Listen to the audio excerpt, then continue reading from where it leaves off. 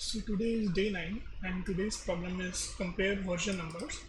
So you are given two versions and so let's see what versions. So you may assume that version strings are non-empty and contain only digits and the dot character. The dot character does not represent a decimal point and is used to separate number sequences.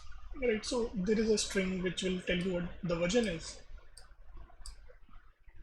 and you have to tell us, you have to tell if version 1 is greater than version 2, then you have to return 1. If version 1 is less than version 2, then you have to return -1. If they are both equal, then you have to return 0. Right, so they are explaining how the version works. For example, 2.5 is not 2.5, so dot does not represent a decimal point. It means it is halfway to version 3. Second. Right, so basically it means that it's the fifth second level revision and second first level revision. So this has been changed 2 times and this has been changed 5 times. So this will make more sense if you look at some example like right, so 1.2 versus 1.14. So this, in this case, actually 1.2 numerically, 1.2 as a decimal number is greater than 1.14, but how they are defining is like this part is the second revision and this part is the 14th revision. So that's why second one will be greater, right? So that's what they mean, that it is not a decimal point. And you may assume that default revision number for each level. So dot actually separates them two levels. Right, and you can assume a default revision number for each level version to be 0, and we will see how this is useful. For example, version number 3.4 has a revision number of 3 and 4 first and second level number. Its third and fourth level revision number are both 0. Right. So let's look at some examples. So so first one is 0.1 and second one is 1.1. So this one is smaller. So it will return -1. Similarly, this is 1.0.1 and this is 1. So which one is greater? This one is greater because so it has only one revision, but it has one revision, but it also has like other revisions at next level. So if you expand this, it will be 1.0.0, and at last level this will be greater, right? So something like that. So similarly this way we'll have. So if you look at this example 7.5.2.4, at third level this one becomes greater, so -1. Right, so I will implement one solution first and that will not be correct, and then we will see what we missed, and then okay, I can just solve it. So I will tell you in which case we need to take care, is this case or similarly this case. So where basically if you are looking at two strings which are equal, right, but it's so these are equal till here, then you have to also fill in the default level. So you don't stop the comparison whenever the length of the smaller string ends.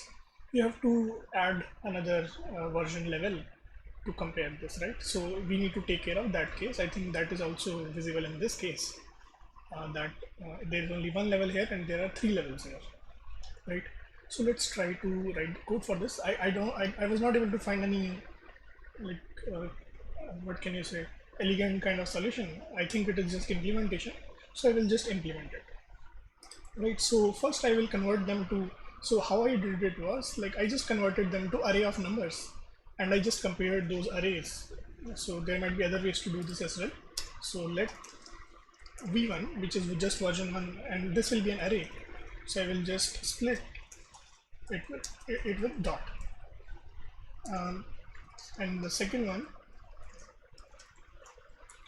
version 2 dot split with dot. So this will give me so if I print it, so this will give me an array of strings, right? So these are in quotes, so these are in strings. I need to convert them to numbers so that I can do comparisons like in this case, right? For example, if you compare strings like this, right, then actually this string will be smaller because 1 is coming first, but I want to convert that to number. So that is language dependent, and in JavaScript you can do something like this, right?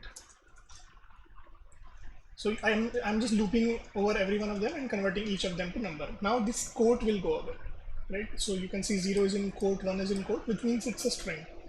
And if I compare strings, it will give me some different result. And we want number. So now quote should go away. So now quote has gone away. This means that this is number 0 and 1, which is correct.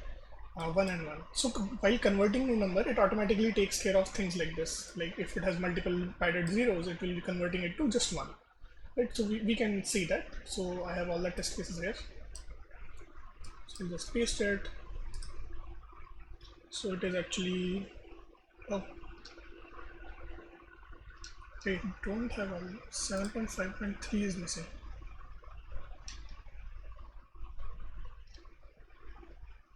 Oh, I made some mistake.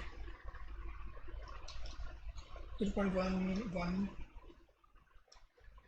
and 1.6. So this should go below. Right, so I'll copy this again. So if we look at this case, after 753, it will be 1, 1, right? So it is able to take care of padded zeros as well. So we don't need to worry about it. We just convert it to number. Now it is just comparing those arrays. So what I will do is I'll compare both arrays element by element. So whenever I find a number which is greater, is actually the array which is greater, right? For example, if I'm looking at these two arrays, so 7 is equal, 5 is equal, but 3 is greater. When the second array is greater, or basically the first version is smaller, then I have to return -1. So that is what I will do. Whenever the first element of these two arrays become unequal, then I can just decide, right? And if after the loop both of them are equal, then I can just return 0, right? For example, if I'm looking at 1, 1 and 1, 1, then they both will be equal. But if I'm looking at 0, 1 and 1, 1, then this is smaller and I will immediately return -1. In this case, I'll go 1, 0, 1, and this somehow we will have to do 1, 0, 0 for this case, and that is the only implementation which is a little tricky if you want to say so. So 1, 1 equal, then 0, 0, but 1 is greater than 0. So this will return 1 because this one is greater, right? So let's do it. So basically, if there are two arrays and one of them is larger, then we need the maximum length of both of them. So we can use const not length. Now what we do is max_len is equal to just find the maximum of them, and we iterate till maximum length.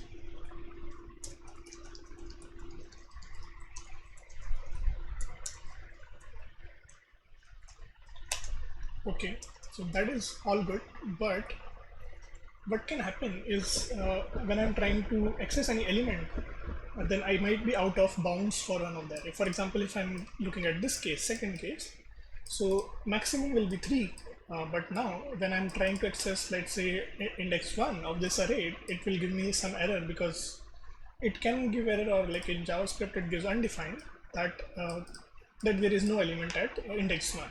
So we need to handle that somehow. So what I will do is, like, I will get two candidates. First one will be 1, which will be v1i, and let 2 is equal to v2i, right? But this will only happen when length is when I is less than L1, then it will be v1i, otherwise we can give it a default value of 0. Similarly for 2, I can do if I is less than L2, only then we will be able to access the element, otherwise we can give a value 0, right? So default value for a level is 0. Now that thing will happen which we were talking about, that when we will try to look at the second element, it will not be there. So basically this condition will become false and it will get a default value of 0. Now it is simple. If 1 is less than 2, return -1. If 1 is greater than 2, return +1, which is just 1.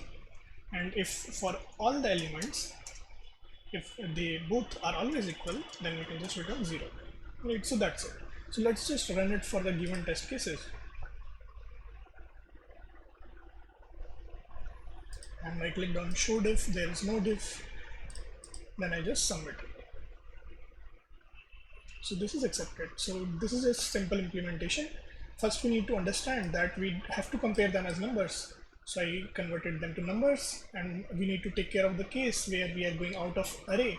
So we just check if we are out of array. If we are inside the array, then we will take the value from array. Otherwise we will take the default value at 0. And whenever any element is smaller for first array, then we return -1. If it is bigger, then we return 1. If they both are equal, we return 0. So that's it for today. I hope that was helpful. Thank you.